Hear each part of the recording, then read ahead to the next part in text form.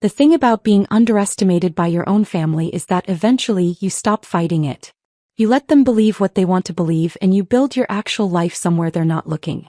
I learned this lesson around year 3 of my surgical residency, when Mom asked if I was still doing that medical school thing, and seemed genuinely surprised I hadn't given up yet. By year 5, when I'd been published in the New England Journal of Medicine for innovative trauma surgery techniques, she was telling her book club friends I worked at a hospital in some technical capacity. Now at 33 I'd stopped correcting her entirely. "Marcus, tell everyone about the promotion," Mom said, beaming at my older brother across the Christmas dinner table. The dining room of my parents' suburban Boston home was decorated within an inch of its life, every surface covered in garland, lights, and an aggressive amount of holiday cheer. Marcus straightened in his chair, preparing to hold court. "Well, I'm now senior project manager at the firm. It's a big step up. I'll be overseeing multiple development teams, directly reporting to the VP of engineering." "That's wonderful, honey." Mom clapped her hands together. "A real leadership position. Your father and I are so proud." Dad nodded approvingly. "That's the kind of career progression that matters. Management. 40. Making real decisions." My younger sister Diane chimed in from her end of the table. "And I just made partner at the law firm. Youngest person in the firm's history to make partner before 35. More enthusiastic congratulations erupted around the table. More praise for real accomplishments, tangible career milestones that made sense to people who read job titles and understood corporate hierarchies. Then Mom turned to me with that expression, the one that mixed maternal concern with mild disappointment, like looking at a houseplant that refused to thrive despite adequate watering. "And Jordan, how's your computer work going?" I took a sip of wine. "It's going well, thanks." "Still in the basement at that hospital?" Dad asked, his tone suggesting this was roughly equivalent to living in a van. "I work at Massachusetts General, yes." "Doing the IT stuff?" Marcus asked, not unkindly. He genuinely believed this. They all did. "Tech support, computer repairs, that sort of thing?" "I work with technology in a medical context," I said, which was technically true. Surgical robots were technology. Advanced imaging systems were technology. The entire modern operating room was essentially a technology showcase. Mom patted my hand sympathetically. "Well, hospital work is stable even if it's just technical support. Not everyone can be in management or leadership. The important thing is you're employed." Diane's husband, a corporate attorney who joined the family 2 years ago, leaned forward with the confidence of someone about to impart wisdom. "Have you considered getting certified in hospital administration? IT skills are good, but if you want to move up you need business credentials. I know some people in healthcare management if you want an introduction." "That's thoughtful," I said. "I'm pretty settled in my current role though." "But there's no advancement in tech support," Marcus insisted, his project manager instincts kicking in. "You're 33, Jordan. You should be thinking about career progression. Moving into management. Building something." Dad set down his fork with that decisive gesture that meant he was about to deliver serious fatherly advice. "Your brother's right. You've been doing the same computer job for 8 years now? At some point you need to show ambition. Take on leadership responsibilities. Make something of yourself." I'd been chief of surgery at Massachusetts General Hospital for 14 months. Before that I'd spent 2 years as vice chief. Before that I'd been the head of the trauma surgery division. I oversaw 240 physicians across 11 surgical departments. Last month I'd performed a groundbreaking procedure that separated conjoined twins. A surgery so complex it had required 17 hours in the OR and coordination with specialists from 4 countries. But sure, I needed to show more ambition. "I'll keep that in mind," I said, refilling my wine glass. Mom sighed. "We just worry about you, honey. Marcus has his management career. Diane has her partnership. They're building real professional legacies. You're a smart person. You could do more than fix computers in a hospital basement." "I appreciate the concern. Have you at least gotten a raise recently?" Dad asked. "Cost of living in Boston is brutal. I hope they're paying you decently for the tech support work." My compensation package last year was north of $800,000, not including bonuses and speaking fees. My hospital basement was actually a corner office on the 8th floor of the surgical wing with views of the Charles River. But I just smiled and said, I'm doing fine financially, Dad. The conversation mercifully shifted to other topics. Diane's recent courtroom victory, Marcus's new house in the suburbs, Mom's book club drama. I faded into the background, which was where I preferred to be during these family gatherings. Let them have their narratives. Let them believe I was their underachieving youngest child who'd somehow ended up in a dead-end tech support job at a hospital. The truth was too complicated to explain, and they'd proven over the years that they weren't interested in hearing it. My phone buzzed silently in my pocket. I ignored it. Probably a consult request that my on-call team could handle. Christmas dinner with family meant being unavailable unless it was a genuine emergency. Bust again. Then a third time in rapid succession. I pulled it out discreetly under the table and glanced at the screen. 3 messages from my administrative assistant, marked urgent. Mass casualty incident incoming. Multi-vehicle accident on I-93. At least 15 critical injuries. All trauma teams being activated. If we need you. Multiple complex traumas. Your team is requesting your presence. Trauma bay is being cleared. This is going to require all hands. I was reading the 4th message when my pager went off. The high-priority tone that meant genuine emergency, not routine consult. In the sudden silence that followed the beeping, every head at the table turned toward me. What's that noise? Mom asked, looking confused. Is your phone broken? It's a pager, I said, standing up and pulling the device from my belt. The screen showed what I'd expected. Trauma alert, mass casualty, chief of surgery required, immediate response. A pager. Marcus laughed. Those still exist. I thought only doctors used those, and even then. He stopped mid-sentence, his expression shifting as some connection fired in his brain. I was already moving toward the hallway, pulling up the detailed incident report on my phone. 15 victims, multiple critical. At least 3 requiring immediate surgical intervention. 2 pediatric cases. This was going to be bad. My phone rang, the distinctive tone I'd assigned to my trauma coordinator. I answered while grabbing my coat from the hall closet. Dr. Williams, we've got a developing situation. Sarah's voice was calm but urgent, the tone of someone who'd coordinated enough emergencies to stay professional under pressure. Multi-vehicle pileup on I-93 northbound. Initial responders are reporting at least 15 critical injuries. We're activating all trauma teams, but we need you here. Multiple cases are going to require your expertise. What's the breakdown? I asked, already running through mental protocols. 3 patients with severe chest trauma, 2 with complex orthopedic injuries, 1 with massive internal bleeding, and 2 pediatric cases with head trauma. Plus multiple others still being assessed. The ER is about to be overwhelmed. Activate the disaster protocols. I want all available or staff called in. Clear operating rooms 2 through 7.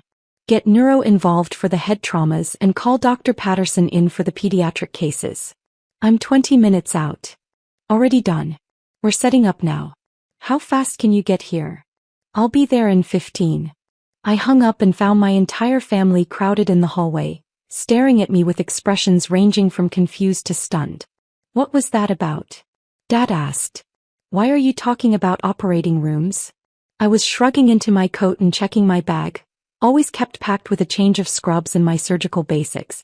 Mass casualty incident. I need to get to the hospital. But your IT support, Mom said, her voice rising with confusion. Why would they call you for a medical emergency? I'm not IT support, Mom. I'm a surgeon. A surgeon. Diane's voice was sharp with disbelief. Since when? Since I completed my residency 9 years ago. Since I finished my fellowship in trauma surgery 8 years ago. Since I became an attending physician 7 years ago. I was moving toward the door, but they'd formed a semicircle blocking my path. Marcus stepped forward, his expression cycling through confusion and something that might have been anger. Wait, you're saying you're an actual doctor? Surgeon? And you've been letting us think you work in IT for how long? I never said I worked in IT. You all decided that's what I did, and I stopped correcting you after the 15th time you ignored me. My phone rang again. Dr. Williams, first ambulance is 2 minutes out. Severe chest trauma, possible cardiac involvement. We need you in trauma 1 immediately. On my way. I ended the call and met my mother's eyes. I'm the chief of surgery at Massachusetts General Hospital. I have been for over a year. Before that, I ran the trauma surgery division for 3 years. I'm also an associate professor at Harvard Medical School and I've published 47 papers in peer-reviewed journals. Now if you'll excuse me, I have 15 people who are going to die if I don't get to the hospital in the next 10 minutes. The silence was absolute. Mom's face had gone pale. Dad's mouth was opening and closing wordlessly. Marcus looked like someone had struck him with a 2x4. The chief of surgery, Diane whispered. You're the chief of surgery at Mass General. Yes. But we thought, all this time we thought you were. Tech support in the basement. I know. You've mentioned it at every family gathering for the past 8 years. My phone was ringing again. The pager was going off. I could hear the urgency in every alert, feel the weight of what was waiting for me at the hospital. People were being loaded into ambulances right now, their lives depending on what happened in the next few hours. I moved past my frozen family and opened the front door. The cold December air hit my face, sharp and clarifying. Jordan, wait. Mom's voice cracked. You can't we need to talk about this. I'll call you later, I said over my shoulder, already moving toward my car. A Tesla Model S that they'd always assumed was beyond my tech support salary. Right now, I have actual lives to save. I was in the car and starting the engine when Marcus ran out, his dress shoes slipping slightly on the icy driveway. He grabbed my door before I could close it. Hold on. Just hold on a second. His breath came out in white puffs. You're really the chief of surgery? The Mass General? That's one of the best hospitals in the country. Top 3 usually. Sometimes we hit number 1 depending on the rankings. And you've been letting me, give you career advice about getting into hospital management? You seem to enjoy it. I didn't want to ruin the moment. His face was doing something complicated. Embarrassment and confusion and a dawning horror at years of condescending advice now revealed as absurd. I told you that you needed to show more ambition. I said you should try to move into leadership. I remember. It was last Thanksgiving. You suggested I could probably work my way up to IT department supervisor if I applied myself. Oh my God. He stepped back from the car, his expression shifting to something like nausea. I'm so sorry. We all are. We had no idea. I tried to tell you. Multiple times. But every time I mentioned medical school or residency or my research, you'd change the subject or make a joke about me playing doctor. Eventually, I realized you weren't interested in hearing about my actual life. You'd constructed a narrative that made sense to you and information that contradicted that narrative just didn't register. My phone lit up with another call. The trauma coordinator, 3rd time in 5 minutes. This was getting serious. I really do have to go, Marcus. People are dying. We'll talk later. I closed the door and backed out of the driveway, leaving him standing in the cold, still looking shell-shocked. In my rearview mirror, I could see the rest of my family emerging from the house, clustering on the front steps, their Christmas dinner forgotten in the face of this revelation. The drive to Mass General took 13 minutes, slightly better than my estimate thanks to light holiday traffic. I pulled into my reserved spot in the staff parking area, the one labeled Chief of Surgery, in clear letters that my family would probably find mind-blowing if they ever saw it. The hospital was already in controlled chaos mode when I entered through the emergency staff entrance. The disaster protocols had been activated perfectly, trauma bays cleared, additional staff flooding in, the entire machine of a level 1 trauma center spinning up to handle mass casualties. Sarah met me at the entrance to the trauma wing, iPad in hand, already walking as she briefed me. First wave is here. We've got a 43-year-old male with a flail chest, possible cardiac tamponade. He's in trauma 1. Second ambulance is 30 seconds out with a pediatric case, 8-year-old girl, severe head trauma. Third wave is coming in hot with multiple crush injuries. I was already moving, my mind shifting completely into surgical mode. The family drama, the years of misunderstanding, the shocked faces on the driveway, all of it fell away. This was what mattered. This was what I actually did. Not fixing computers in a basement, but making split-second decisions that determined whether people lived or died. Trauma Bay 1 was organized chaos. My team was already there. 2 of my best trauma surgeons, an anesthesiologist, 3 nurses, all moving with practiced efficiency. The patient on the table was a mess. Chest visibly unstable, breathing labored, vital signs deteriorating. Talk to me, I said, snapping on gloves as I approached the table. Dr. Rachel Kim, one of my senior trauma attendings, rattled off the assessment. Multiple rib fractures, paradoxical chest movement suggesting flail chest. Hypotensive, tachycardic. Beck's triad present. I think we've got cardiac tamponade. I did my own rapid assessment, my hands and eyes cataloging injuries with the speed that came from thousands of similar evaluations. She was right. The muffled heart sounds, the distended neck veins, the blood pressure pattern. The pericardial sac was filling with blood, compressing the heart, preventing it from pumping effectively. Get me an ultrasound, I ordered. And prep for an emergency pericardiocentesis. If that doesn't work, we're going to the OR for a thoracotomy. The ultrasound confirmed it. A large pericardial effusion, the heart literally being squeezed by accumulated blood. No time for the OR. We had to drain it now or he'd arrest in minutes. I positioned the needle with the careful precision that came from having done this procedure hundreds of times. Finding the exact angle, the exact depth, threading it into the pericardial space without nicking the heart itself. The patient's vitals were screaming, alarms going off, the anesthesiologist calling out declining oxygen saturation. The needle hit the pocket of blood. I began withdrawing fluid, dark red, under pressure. As the pericardial sac decompressed, the heart could expand again, could pump effectively.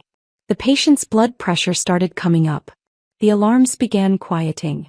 That's it, I said, steadying the needle. Keep monitoring. If he stays stable, we can take him up for a formal repair. Rachel, you've got this one. Take him 2 or 3 when he's ready. Got it, Chief. I was already moving to the next bay. The 8-year-old with head trauma. This one was going to be delicate, pediatric neurosurgery, requiring precision and patience and a particular kind of emotional control that came from years of operating on children. The next 6 hours blurred together in the way trauma surgery always did.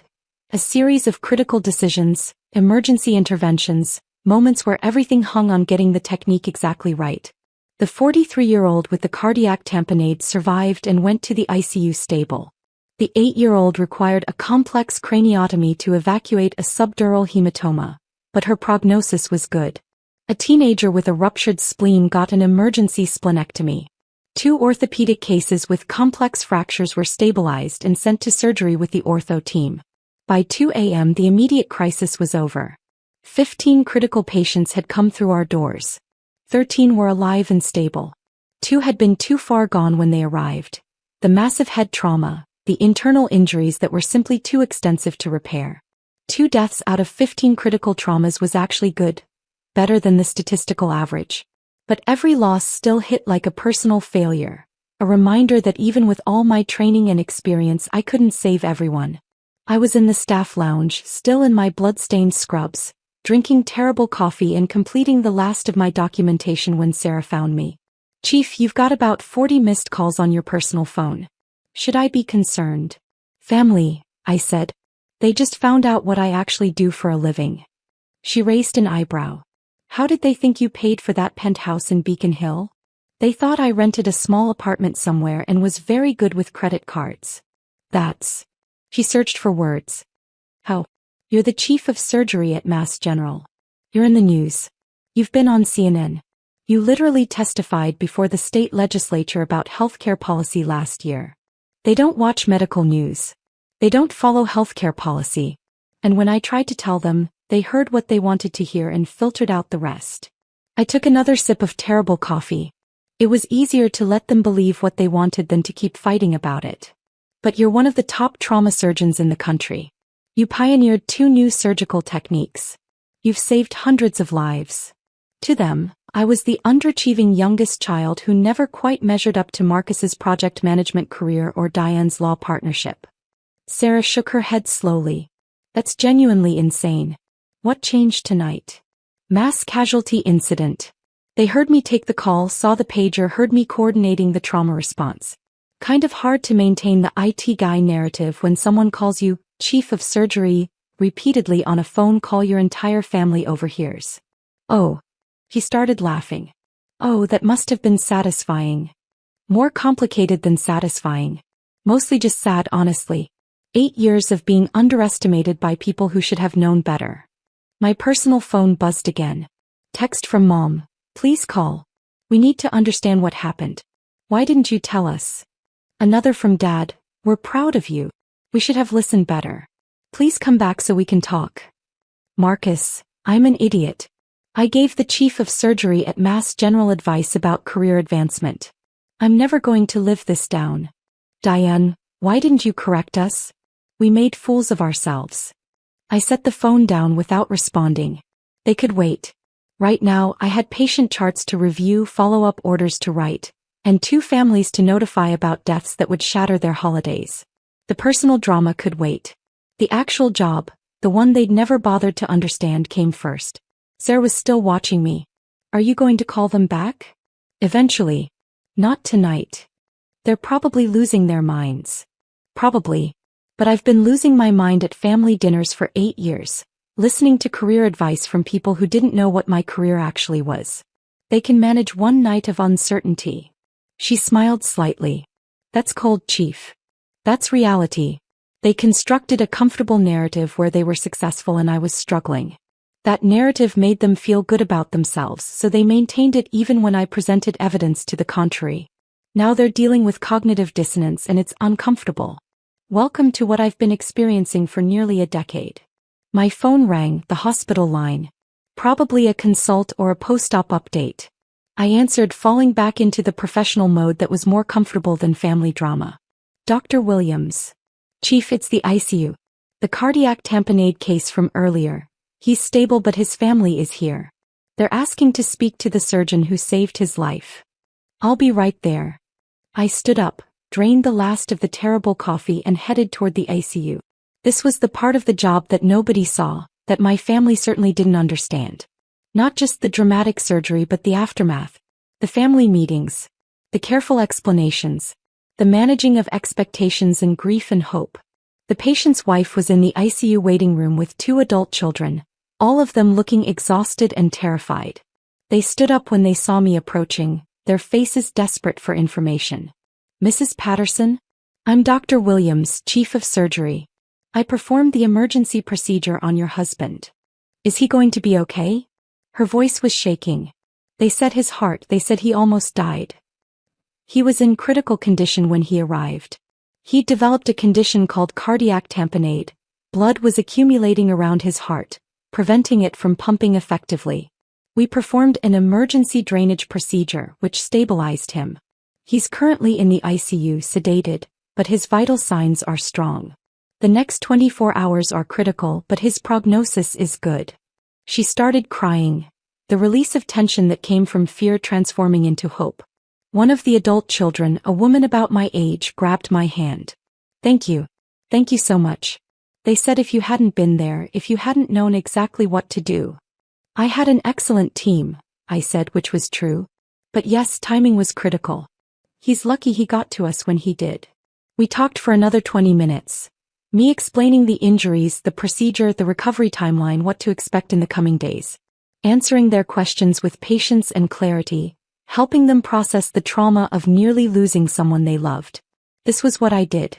This was what my family had dismissed as computer work in the basement. These moments of life and death, these conversations with terrified families, these decisions that rippled out in ways they would never understand. It was nearly 4 a.m. when I finally left the hospital. The December night was bitter cold, the city quiet in that particular way of pre-dawn Boston. My phone had accumulated more messages, family mostly, but also several from colleagues who'd heard about the mass casualty response and were checking in. I drove home through empty streets, too tired to process the family drama properly. My penthouse, the one they thought was a small apartment, was dark and quiet when I arrived. Floor-to-ceiling windows overlooked the city, the Charles River a dark ribbon reflecting scattered lights. I poured a proper glass of wine, not the cheap stuff from dinner, and stood at the window thinking about perception and reality.